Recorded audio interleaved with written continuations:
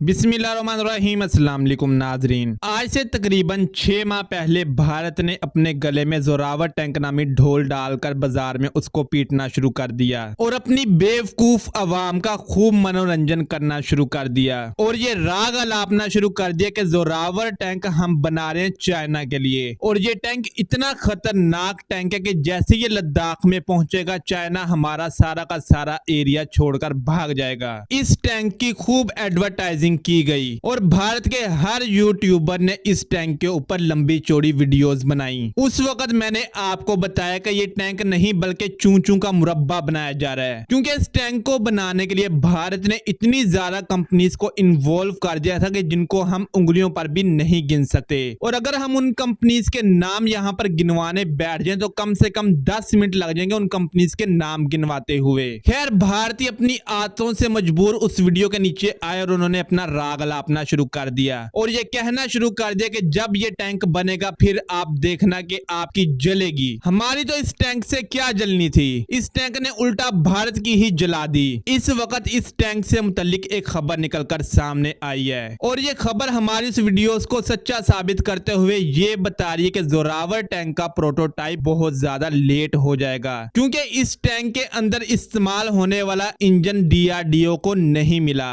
दरअसल मामला कुछ इस तरह है कि इस टैंक को डिजाइन DRDO ने किया है, लेकिन आगे इसके प्रोटोटाइप काफी ज्यादा अलग अलग कंपनीज बना रही हैं, जिनमें टाटा, L&T और कई और कंपनीज शामिल हैं। और इस टैंक के जो प्रोटोटाइप्स बनाए जा रहे हैं उनके अंदर ये कंपनीज अपना अपना भी प्रोटोटाइप पेश कर रही हैं, उसके अलावा आपस में कोलैब करके भी प्रोटोटाइप बना रही हैं। यहाँ आप ये देखें कि एक कंपनी अपना प्रोटोटाइप भी पेश कर रही है और दूसरी कंपनी के साथ मिलकर उस कंपनी का प्रोटोटाइप भी डेवलप कर रही है। कितनी अजीब सी बात है। अब भारत जो ये लाइट टैंक बना रहा है इसका इंजन भारत को नहीं मिला। अब इस प्रॉब्लम से निपटने के लिए भारत ने इसका एक बहुत अजीबोगरीब किस्म का इलाज ढूंढा है। भारत अपने अर्जुन टैंक का इंजन इस टैंक के अंदर इस्तेमाल करेगा। हालांकि अर्जुन टैंक एक अलग कैटेगरी का टैंक है और ये टैंक एक लाइट कैटेगरी का टैंक है। भारत शायद ये भूल गया कि हर कैटेगरी के टैंक के अंदर या हर कैटेगरी की चीज के अंदर उसके हिसाब से इंजन लगाया जाता है। अगर आप उसके अंदर हैवी टैंक के पार्ट्स इस्तेमाल करेंगे तो वो फिर लाइट टैंक नहीं रहेगा, वो हैवी टैंक बन जाएगा या मीडियम कैटेगरी का टैंक बन जाएगा। और अगर ऐसा होगा तो जो आपने उससे उम्मीदें लगा रखी वो खाक में मिल जाएंगी। लेकिन भारत तो भारत है, अकल तो इसको झुक के सलाम करती है। और लॉजिक क्या होता है यहाँ के लोग इस बात को समझ ही नहीं सकते।